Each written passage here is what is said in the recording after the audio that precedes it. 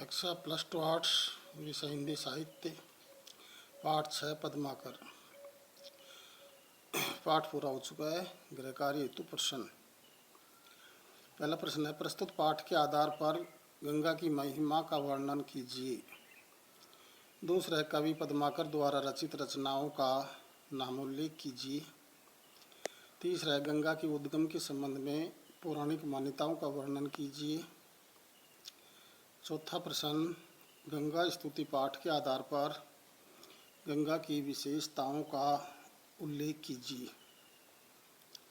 और पांचवा है, पद्माकर के काव्य का शिल्प सौंदर्य तथा भाव सौंदर्य पर प्रकाश डालिए।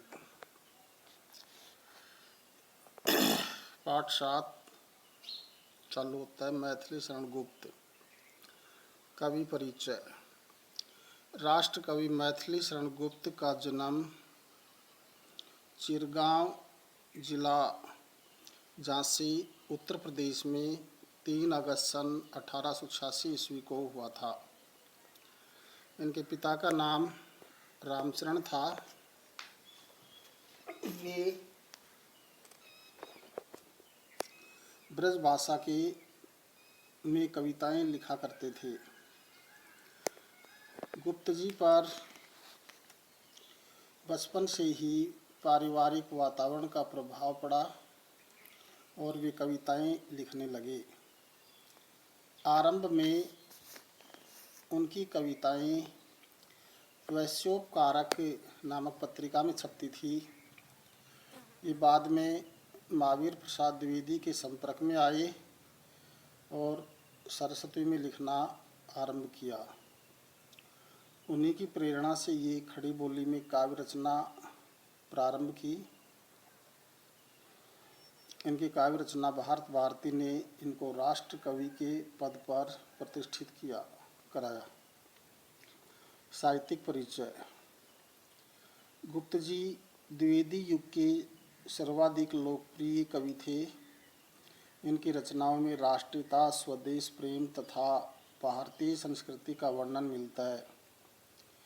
गुप्त जी की प्रमुख रचनाओं में साकेत, जय भारत महाकाव्य, जयद्रथ वध, यशोधरा, द्वापर, सिद्धराज, पंचवटी ये खंड काव्य है और भारत भारती इनका महाकाव्य है आदि।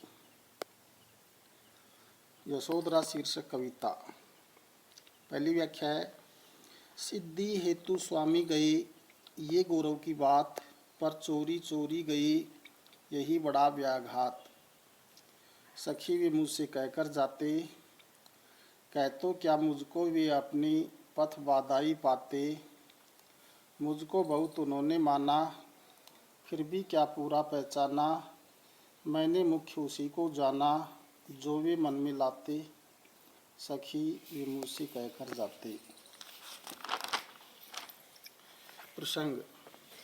प्रस्तुत काव्यांश हमारी पाठ्य पुस्तक में संकलित यशोधरा शीर्षक कविता से उद्धृत है। इसके रचयिता राष्ट्र कवि मैथिली शरण गुप्त जी हैं। सिद्धार्थ अपनी पत्नी यशोधरा व राहुल को रात में सोता छोड़कर चुपचाप तपस्या करने के लिए घर से चली गई है। उनका इस प्रकार जाना यशोधरा को बहुत पीड़ा देता है। तब वह अपने कष्ट की बात अपनी सहेली को बताती हुई कहती है। व्याख्या।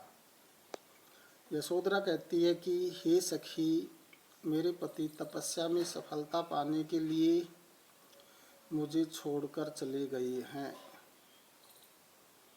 ये बात मुझे गौरव प्रदान करने वाली है, किंतु वह मुझे बताए बिना चुपचाप चले गई। ये बात मुझे अत्यंत चोट पहुंचा रही है। हे सखी, यदि वे मुझसे कहकर जाते तो मुझे इतना कष्ट न होता। तू ही बता, यदि वे मुझको बता देते तो क्या मैं उनको सिद्धि के लिए जाने से रोकती। मैं जानती हूँ उन्होंने मुझे बहुत माना है, किंतु तब भी वे मुझे पूरी तरह से पहचान नहीं पाए। मैंने कभी उनकी उपेक्षा नहीं की। जो बात उनको ठीक लगती थी, मैंने सदैव उसको ही अपनाया तथा महत्वपूर्ण माना, परंतु वह मुझको बिना बताए ही चले गए। यदि वे मुझसे कहकर जाते तो मुझे इतनी पीड़ा न होती। विशेष उपयुक्त पंक्तियों में यशोधरा की मार्मिक व्यथा का चित्रण हुआ है। यशोधरा सिद्धार्थ को बहुत चाहती है। उनका चुपचाप जाना पीड़ा पहुंचा रहा है। तीसरा पॉइंट है, अनुप्रास तथा पुनरुक्ति प्रकाश अलंकार प्रयुक्त हुआ है। चौथा है, भाषा सरल, सरस तथा खड़ी बोली हिंदी का प्रयोग हुआ है। पांचवा है, गीति काव्य शैली का प्रयोग किया गया है। दूसरी व्याख्या है, स्वयं सुसज्जित करके क्षण में प्रियतम को प्राणों के पण में हमी भेज देती है रण में। छात्र धर्म के नाते सखी भी मुझसे कहकर जाते, वह वह भी भाग्य अभागा, किस पर विफल गर्व अब जागा, जिसने अपनाया था त्यागा।